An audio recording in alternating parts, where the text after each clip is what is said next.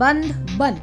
ಇದಕ್ಕೆ ನಾವು ಹಿಂದೆನೂ ಹೇಳಿದ್ದು ಬಂದ್ ಮಾಡ್ತೀವಿ, ಇಲ್ಲೇ ಹೋಗಿದ್ದೆ, ಬಂದ್ ಮಾಡ್ತೀವಿ. ಬಂದ್ ಮಾಡಿದ್ರೆ ಶಕ್ತಿ, ಬಂದ್ ಮಾಡಿದ್ರೆ ಗೌರವ, ಬಂದ್ ಮಾಡಿದ್ರೆ ಇಡೀ ರಾಜ್ಯ ದೇಶ ಎಲ್ಲರಿಗೂ ಗೊತ್ತಾಗುತ್ತೆ. ಆ ದೃಷ್ಟಿಯಿಂದ ಬಂದ್ ಬಂದ್ ಬಂದ್.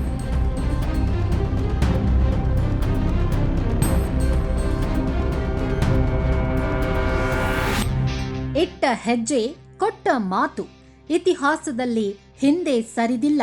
ವಾಟಾಳ್ ನಾಗರಾಜ್ ಕರ್ನಾಟಕದ ರಾಜಕೀಯ ಮತ್ತು ಸಾಮಾಜಿಕ ಹೋರಾಟಗಳ ಇತಿಹಾಸದಲ್ಲಿ ಬಂದ್ಗಳು ಹಲವು ಬಾರಿ ಜನರ ಗಮನ ಸೆಳೆಯುವ ಪ್ರಮುಖ ಪ್ರತಿಭಟನಾ ಮಾಧ್ಯಮಗಳಾಗಿವೆ.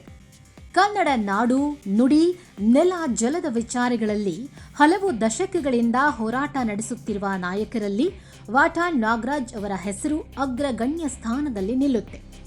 ಇದೇ ಆಗಸ್ಟ್ 13ರಂದು ಅಖಂಡ ಕರ್ನಾಟಕ ಬಂದ್ಗೆ ಅವರು ಕರೆ ನೀಡಿದ ಸಂದರ್ಭದಲ್ಲಿ ಕಾವೇರಿ ಸೇರಿದಂತೆ ರಾಜ್ಯದ ಪ್ರಮುಖ ವಿಚಾರಗಳು ಮತ್ತೊಮ್ಮೆ ಚರ್ಚೆಯ ಕೇಂದ್ರಕ್ಕೆ ಬಂದಿವೆ. ಬಂದ್ ಮಾಡಿದ್ರೆ ಇಡೀ ರಾಜ್ಯ ದೇಶ ಎಲ್ಲರಿಗೂ ಗೊತ್ತಾಗುತ್ತೆ. ಆ ದೃಷ್ಟಿಯಿಂದ ನಾವು ಬಂದ್ಗೆ ಇದನ್ನು ಸೇರಿಸಿದ್ವಿ. ಎಂಎಸ್ ನಿಷೇಧ ಮಾಡಲೇಬೇಕು. ಗಡಿನಾಡು ಬೆಳಗಾವಿ ಅಭಿವೃದ್ಧಿ ಆಗಲೇಬೇಕು. ರಾಯಚೂರು ಹೇಳಿದ ಹಾಗೆ ಕನ್ನಡಿಗರಿಗೆ ಉದ್ಯೋಗ ಕೊಡಬೇಕು. ಕನ್ನಡ ಮಾಧ್ಯಮ ನಿಮಗೆ ಬಂದ್ ಕರೆ ನಂತರ ರಾಜ್ಯದ ಹಲವು ಜಲಾಶಯಗಳು ತುಂಬುತ್ತಿರುವುದು ಪ್ರಕೃತಿಯ ಬೆಳವಣಿಗೆಯಾದರೂ ಕೆಲವರು ಅದನ್ನ ಕಾಲದ ಸನ್ನಿವೇಶದೊಂದಿಗೆ ಜೋಡಿಸಿ ವಿಶ್ಲೇಷಿಸಿದ್ರು. ಆದರೆ ವಾಟಾಳ್ ನಾಗರಾಜ್ ಅವರ ಹೋರಾಟದ ಶೈಲಿಯಲ್ಲಿ ಪ್ರಮುಖವಾಗಿ ಕಾಣಿಸುವ ಅಂಶವೆಂದರೆ ತಾವು ಘೋಷಿಸಿದ ಹೋರಾಟವನ್ನ ಕೊನೆಯವರೆಗೂ ಮುಂದುವರೆಸುವ ಬದ್ಧತೆ. ಹಿಂದಿನ ಹಲವು ಸಂದರ್ಭಗಳಲ್ಲಿಯೂ ವಾಟಾಳ್ ನಾಗರಾಜ್ ಅವರು ಕನ್ನಡ ಪರ ಹೋರಾಟಗಳ ಭಾಗವಾಗಿ ಬಂದ್ಗಳಿಗೆ ಕರೆ ನೀಡಿದ್ದಾರೆ. ಸಾರಿಗೆ, ನೀರು, ಭಾಷೆ, ಗಡಿ ಹಾಗೂ ಕನ್ನಡಿಗರ ಹಕ್ಕುಗಳಂತಹ ವಿಚಾರಗಳಲ್ಲಿ ಅವರು ಬೀದಿಗಿಳಿದು ಪ್ರತಿಭಟನೆ ನಡೆಸಿದ್ದಾರೆ.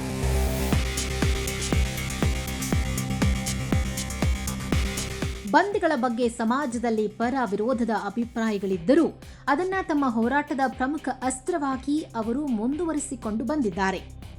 ಇತ್ತೀಚಿನ ವರ್ಷಗಳಲ್ಲಿ ಕೆಲವು ಕನ್ನಡ ಸಂಘಟನೆಗಳು ಬಂದ್ ಪದ್ಧತಿಯಿಂದ ದೂರ ಸರಿದು ಪರ್ಯಾಯ ಪ್ರತಿಭಟನಾ ಮಾರ್ಗಗಳನ್ನು ಅನುಸರಿಸೋಕೆ ಮುಂದಾಗಿವೆ.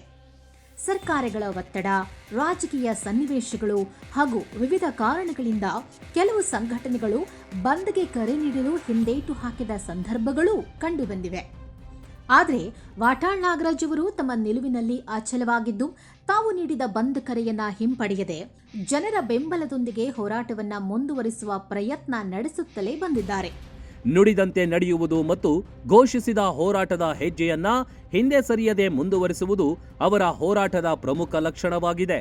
ಕಾರಣಗಳು ಏನೇ ಇರಲಿ, ವಾಟಾಳ್ ನಾಗರಾಜ್ ಅವರು ತಮ್ಮ ಹೋರಾಟದ ನಿರ್ಧಾರಗಳಲ್ಲಿ ತೋರಿಸುವ ಬದ್ಧತೆ ಮತ್ತು ನಿರಂತರತೆ ಅವರ ಬದುಕಿನ ವಿಶೇಷ ಗುರುತಾಗಿದೆ. ಇಟ್ಟ ಹೆಜ್ಜೆಯನ್ನ ಹಿಂದೆ ತೆಗೆದುಕೊಳ್ಳದ ಹಾಗೂ ಕೊಟ್ಟ ಮಾತಿಗೆ ಬದ್ಧರಾಗಿರುವ ಹೋರಾಟಗಾರ ಎಂಬ ಚಿತ್ರಣವನ್ನ ಅವರು ದಶಕಗಳ ಕಾಲ ಉಳಿಸಿಕೊಂಡಿದ್ದಾರೆ. ಅವರ ಹೋರಾಟದ ಶೈಲಿಯ ಬಗ್ಗೆ ಸಮಾಜದಲ್ಲಿ ಭಿನ್ನಾಭಿಪ್ರಾಯಗಳಿದ್ರೂ ಬಂದ್ಗಳ ಪರಿಣಾಮಕಾರಿತ್ವ, ಜನಸಾಮಾನ್ಯರ ಮೇಲೆ ಬೀರುವ ಪರಿಣಾಮ ಹಾಗೂ ಪ್ರತಿಭಟನೆಯ ಮಾರ್ಗಗಳ ಬಗ್ಗೆ ಚರ್ಚೆಗಳು ನಡೆಯುತ್ತಲೇ ಇವೆ. ಆದರೂ ಕನ್ನಡ ಪರ ಚಳುವಳಿಗಳ ಇತಿಹಾಸದಲ್ಲಿ ವಾಟಾಳ್ ನಾಗರಾಜ್ ಅವರ ಪಾತ್ರವನ್ನ ನಿರ್ಲಕ್ಷಿಸೋಕೆ ಸಾಧ್ಯವೇ ಇಲ್ಲ.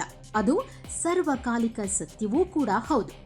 ದಶಕಗಳ ಕಾಲ ನೆಲ, ಜಲ, ಭಾಷೆ ಹಾಗೂ ಗಡಿಯ ವಿಷಯಗಳ ಬಗ್ಗೆ ಹೋರಾಟ ನಡೆಸುತ್ತಾ ಬಂದಿರುವ ಅವರು ಕರ್ನಾಟಕದಲ್ಲಿ ಹೋರಾಟದಲ್ಲಿ ತಮ್ಮದೇ ಆದ ಛಾಪು ಮೂಡಿಸಿದ್ದಾರೆ. ಬಂದ್ ಎಂಬ ಅಸ್ತ್ರವನ್ನ ಇಂದಿಗೂ ತಮ್ಮ ಹೋರಾಟದ ಪ್ರಮುಖ ಸಾಧನವಾಗಿ ಬಳಸುತ್ತಿರುವ ವಾಟಾಳ್ ನಾಗರಾಜ್ ಅವರು ತಮ್ಮ ನಿಲುವಿಗೆ ಬದ್ಧರಾಗಿರುವ ಹೋರಾಟಗಾರ ಎಂಬ ಅಸ್ಮಿತೆಯ ಹಾಗೂ ಕನ್ನಡದ ಗಟ್ಟಿ ಧ್ವನಿಯ ಕೂಗನ್ನ ಉಳಿಸಿಕೊಂಡಿದ್ದಾರೆ.